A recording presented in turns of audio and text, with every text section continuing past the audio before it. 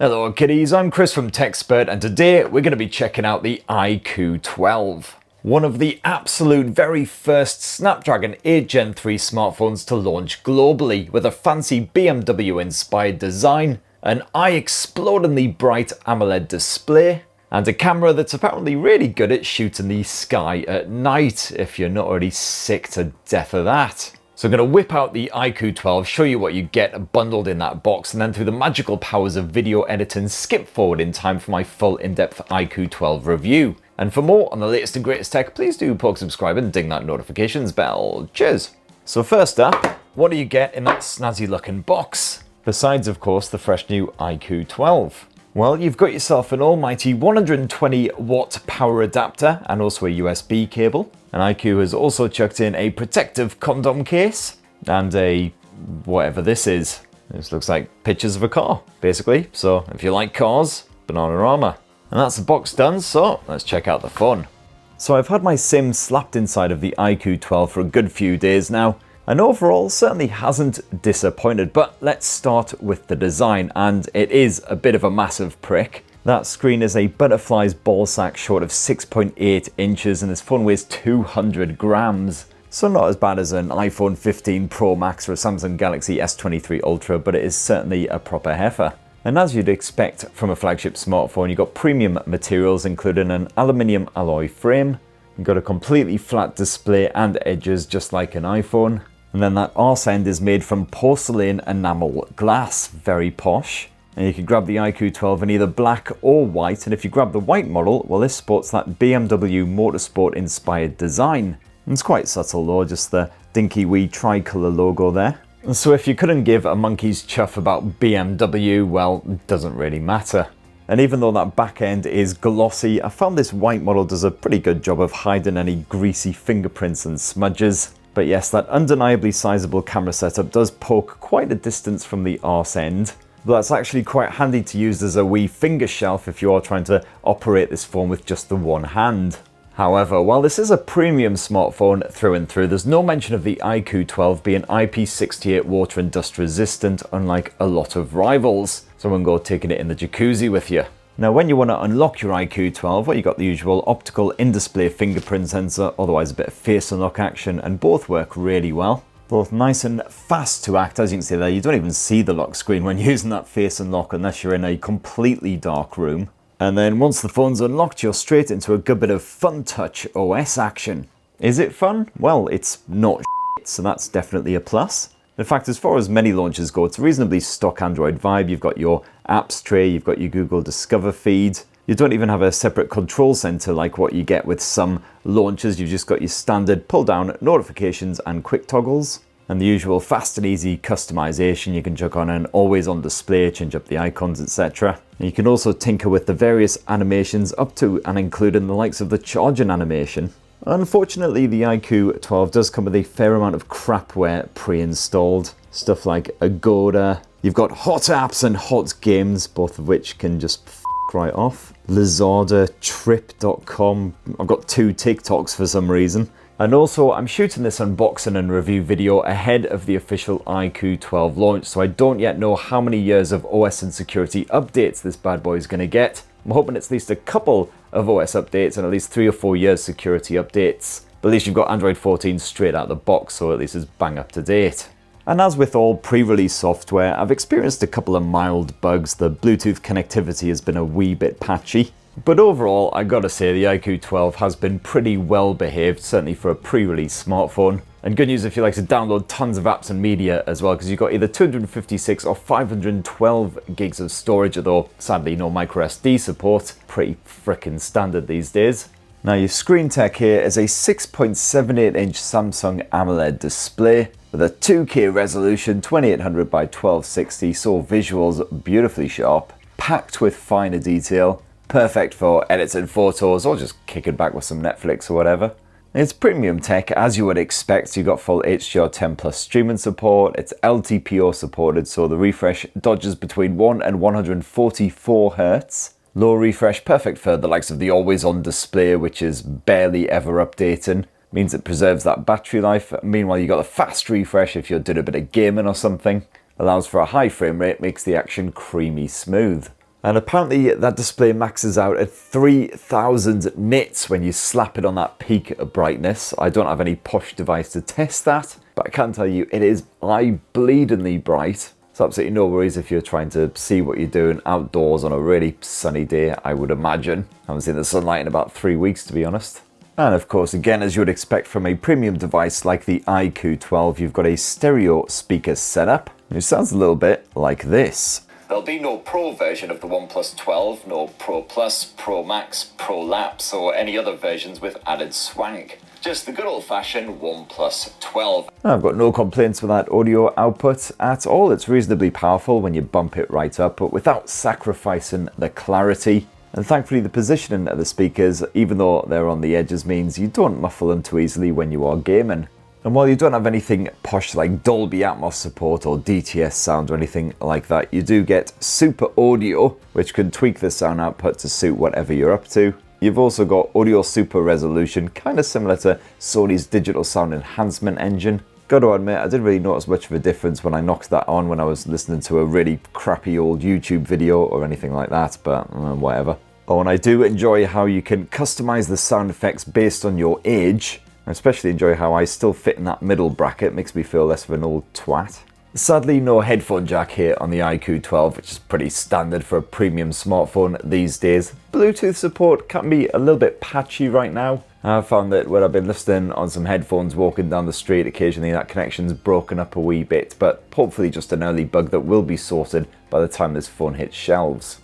But now the well-excited bit, the reason that the IQOO 12 is stirring up so much interest, the fact that it's powered by Qualcomm Snapdragon 8 Gen 3. Now this was only just launched a couple of short months ago. This is one of the very first 8 Gen 3 mobiles that I've had my mitts on. It's one of the most powerful chipsets on the entire planet right now, and it's backed here by an almighty 16 gigs of RAM. So even just in the standard power mode, not even the special performance mode, the IQOO 12 spaffs out some pretty impressive Geekbench scores. Woof! And as well as one of the fastest mobile platforms in existence, the IQOO 12 also boasts the Q1 supercomputing chip, which helps to improve the gaming experience with supported titles. So for instance, if you swipe out the old game menu while you're playing a good bit of Genshin or whatever, you'll see you've got the likes of game frame interpolation in here. And this very smarty pants feature basically inserts extra frames into the gameplay so everything looks even more fluid. You've also got the Game Super Resolution tool, which is supposed to sharpen up those graphics even more for supported titles. Gotta admit, my knackered old peepers couldn't really notice a difference because I've already got those graphics on the highest possible settings. And the good news is, despite those top quality visuals, I found the Genshin Impact ran absolutely perfectly. I didn't notice any obvious drops in the frame rate at all, even when I was gaming for well over an hour with this thing. The IQOO 12 can just handle it. You've got a 4-zone vapor chamber packed in there, as well as a thermal layer which is positioned neatly between the screen and those internals to help keep the display and your thumbs nice and cool. And as I say, even after well over an hour of frantic Genshin action, this thing barely even started to feel warm. That flat display is perfectly responsive. You can actually tweak the sensitivity as well in those gaming settings. You got plenty of other fantastic tools, including notifications, blocking, all the stuff you would expect. So if you are a mobile gamer, then Bananarama. Certainly a very promising start, and it makes me look forward to reviewing even more Snapdragon 8 Gen 3 smartphones, which is just as bloody well because there's going to be dozens of the buggers in the next few months. And it's not just the performance of the IQOO 12 that really impressed, it's also the power efficiency. Now you do have a massive 5000 mAh capacity battery crammed inside of that lovely chassis. And this delivers absolutely stunning returns here. I'm talking around 9 to 10 hours of screen on time with general mixed use. And even if you are playing Genshin Impact non-stop, you're a total addict, well no worries, because you can still play it for about 5 to 6 hours before that battery is drained. And yeah, that is with the graphics maxed out, all those settings turned on. So, you know, it's probably a mixture of the high capacity and also that excellent power efficient Snapdragon 8 Gen 3 chipset. And when you do finally manage to drain this thing, I haven't managed it in a single day, although I did get it down to 20% yesterday, which I was quite proud of. You can also power it back up in a jiffy because it supports 120 watt wired charging, although sadly bugger all wireless charging support. So last up, let's have a wee squint at those cameras, and what you've got here is a triple lens setup with a 50 megapixel primary shooter, or a strography camera as the IQOO people call it. It's apparently particularly good for capturing starry night skies, but A, I live in London, I haven't seen any starry night skies in a good few weeks, just a dense layer of clouds, and B, honestly, who even gives a f anymore? Now, if you haven't used an IQOO smartphone before, the camera app will still be pretty familiar. Dense with all kinds of various features, including AI shenanigans, so for instance, it'll recommend switching to a different mode when required. Got all the usual bonus camera modes, including the portrait mode, the night mode. If you swap over to more, you've got a high resolution mode, so you can shoot a picture using the full 50 megapixels of that sensor. The old supermoon feature, if you're not sick of pictures of the moon just yet. And a dedicated pro mode, so you can shoot in RAW and you've got access to the likes of the shutter speed, the white balance, the ISO levels, etc. When I shot these here test snaps just using the full auto capabilities of the IQOO 12, minimal fuss and effort, and I found that the results on the whole were generally pretty good. Now that focus isn't as fast acting and dependable when shooting living subjects as the very best premium blowers from Samsung, Sony, etc. But overall I was happy with the results. While strong contrast can sometimes cause this phone a wee bit of consternation, I didn't see any serious stumbles among my test snaps. And my portrait shots came out well as long as the lighting was good enough, with some clean and effective bokeh style blurring. Even when the light is limited, the IQOO 12 still pumps out pics with a fair amount of fine detail, and that night mode works pretty well. You will again get some motion blur if everything isn't perfectly static and light sources do tend to flare up a wee bit, but my test photos weren't too noisy with respectable brightness levels. And as well as that primary shooter, you've also got a 50 megapixel ultra wide angle shooter which you can swap to. Keeps those tones and everything reasonably consistent, so not too much of a difference between this and the primary sensor. And then you've also got a 64 meg telephoto lens with optical image stabilization, just like the primary shooter. And this offers a 3 times optical zoom to get closer to the action. Not quite as good as some other premium rivals, but still very good if you want a close-up snap.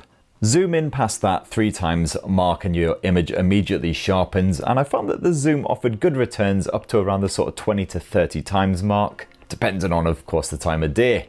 But this zoom is certainly more than good enough for everyday family or touristy snaps.